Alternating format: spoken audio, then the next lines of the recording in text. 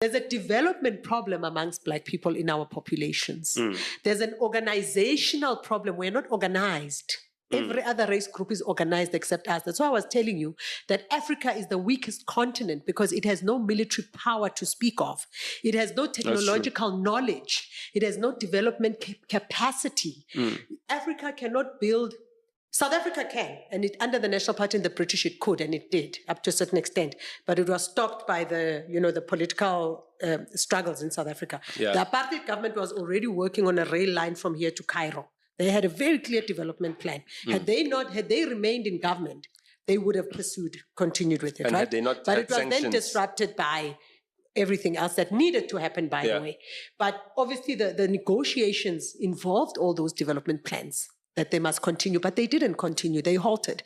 So your current so-called Black government, because it's racist also to define a government as a white government and a Black government. It was okay during the racist era to define a white government as a white government. It was okay for that time. But to continue defining government in racial terms is racist, and Black people must accept that. Black men must accept that they don't have the authority, the power, the legal standing, and there's a word I'm looking for. As men, if you want to be seen as men, right? You don't have that status. You don't have it. That's why gender-based violence is so rife amongst Africans. So you guys are pitying us. That's why abuse of women is so rife amongst Black men. So you guys feel sorry for us? No, we don't feel sorry for you. No, but I'm just saying... but we don't feel sorry for you. That one is...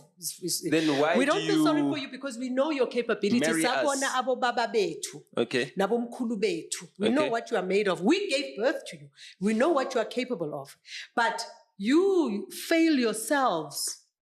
No one needs to give you anything. You need to take it, but not violently, not aggressively. Development doesn't happen on its own.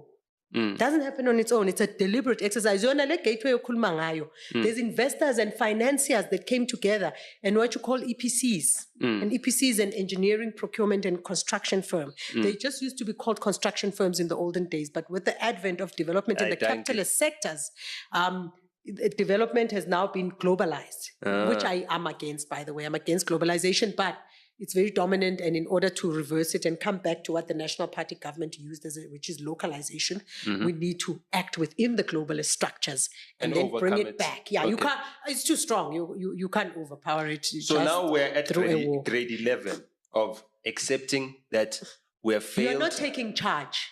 You're not taking charge. We're not taking charge. We're just accepting. You are not taking charge. You are too stuck in victimhood. You are obsessed